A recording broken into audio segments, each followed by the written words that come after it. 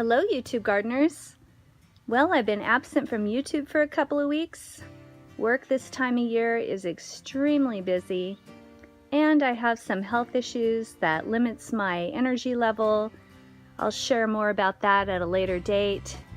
So with my time extremely stretched and my energy level really low, I really haven't had a lot of time to make videos. But I do have one that's almost ready, and that's preserving your edamame, and then another one that'll be ready in about a week, and that is how we make our heavy-duty raised beds for our garden. So today you can see this beautiful harvest, all this beautiful food. We've got the colors of the rainbow here. We just harvested the last of our purple cabbage. We've been harvesting those for the last couple months.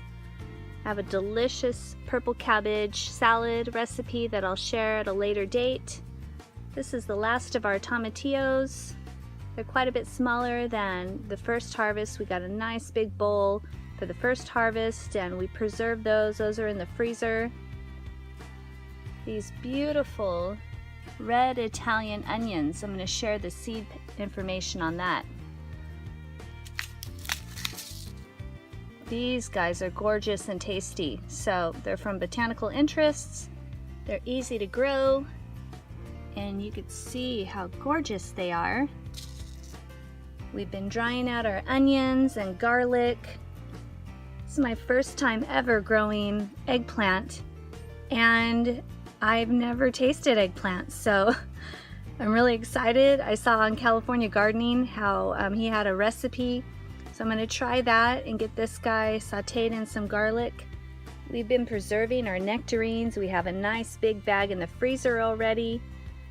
Basically slicing them up in thin slices, putting them on some wax paper on a cookie sheet, placing them in the freezer, and then after a couple of days I get them double bagged in a Ziploc baggie. So those will be great for future nectarine pies and smoothies. We got the peppers that are finally coming on. We've got quite a few jalapeno plants growing in the garden because I love spicy breakfast potatoes. Tomatoes is my first time growing the purple bell peppers. They're going to be delicious. Watermelon, tomatoes, and this bushy guy back here is Thai basil. And I'm going to pop over there and show you my Thai basil bush, but it's just out of control and so beautiful.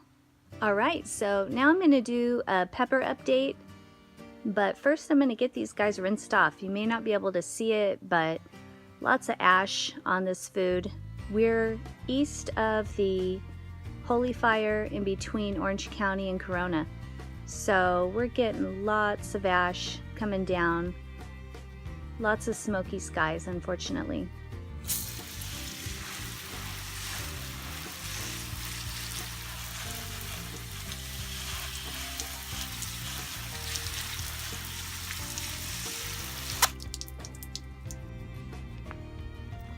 Peppers are doing good.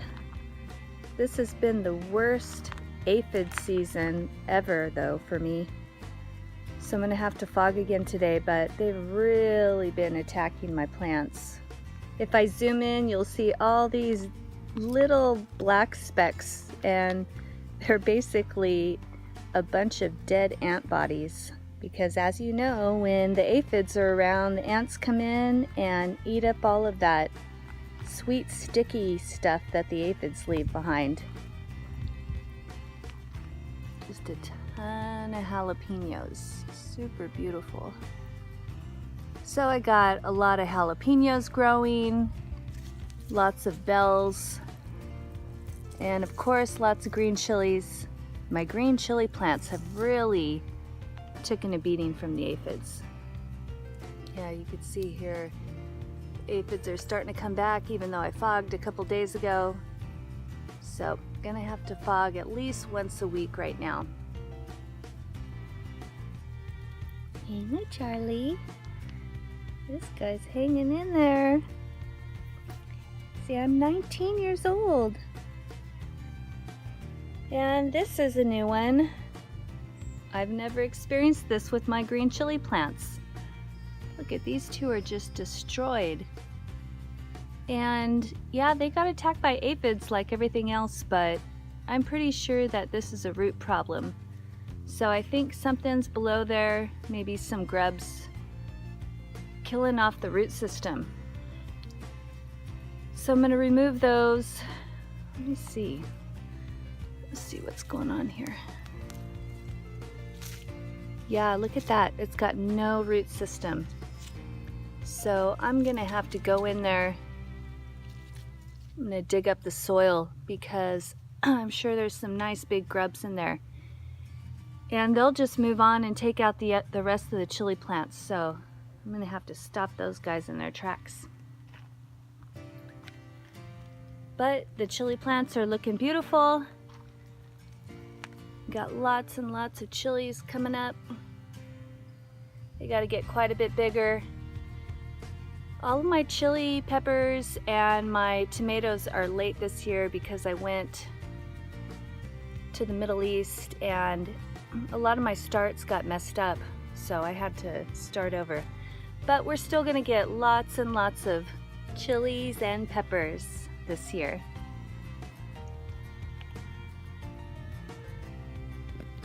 Some nice large ones back there, but it's a little too far for me to reach with the camera.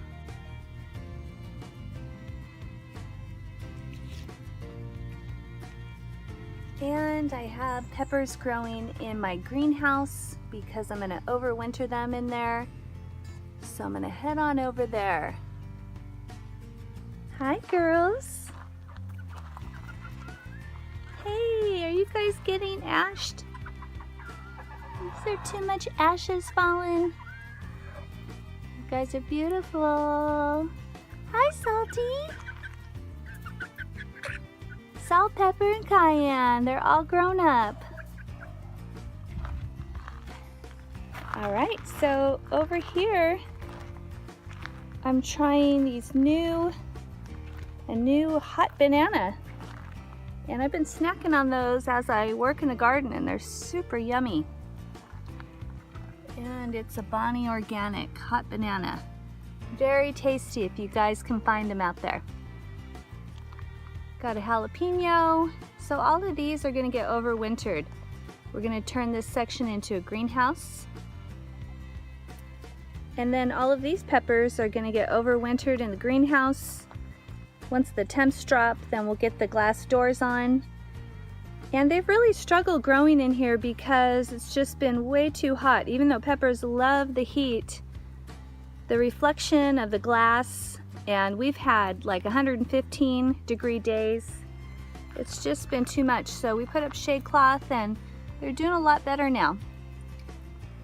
This jalapeno is really struggling, but it's doing a lot better. So these pepper plants are gonna do fine from here on out, and we'll be getting chilies all throughout the winter months. This is a serrano. Over here I've got a cayenne. And then I'm trying this black cobra. So I've never tasted those chilies, but excited to try a new chili. Here's my Thai basil bush that I've been butchering. I've just taken out one section. This guy is turned into a small tree. Look at the trunk on him. Just beautiful, and it smells so amazing every time I pass it. It's right by my back slider, so I get to smell it several times a day.